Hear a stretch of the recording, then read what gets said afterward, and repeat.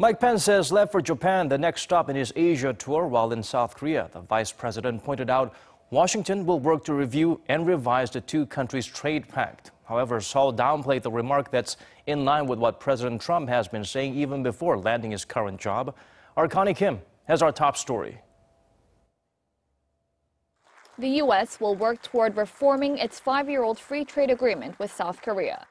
That's according to U.S. Vice President Mike Pence, who was speaking at an event in Seoul on Tuesday, hosted by the American Chamber of Commerce, his last stop in the country.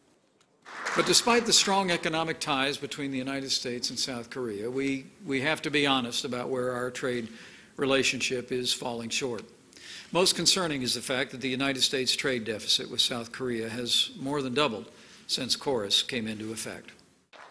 The U.S. Vice President also echoed the sentiments of his boss, President Donald Trump, in his remarks on jobs and trade. And our businesses continue to face too many barriers to entry, which tilts the playing field against American workers and American growth.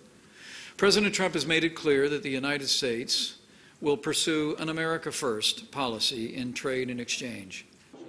Pence's comments have again raised alarm bells in Seoul. Concerns were sparked earlier when, as a candidate, Trump had threatened to pull out of the FTA with South Korea, calling it a, quote, job-killing deal that doubled America's trade deficit with South Korea and destroyed tens of thousands of jobs. On top of that, a recent report by the U.S. Trade Representative specifically points to South Korea and China as countries that employ unfair trade practices. At a briefing later in the day, Seoul played down fears about a possible renegotiation of the bilateral trade deal. U.S. Vice President Pence's comments on the bilateral trade pact are in line with the U.S. President's trade policy agenda for 2017 that includes a review of major FTAs and a pair of executive orders focused on reducing the U.S. trade deficit with other major countries.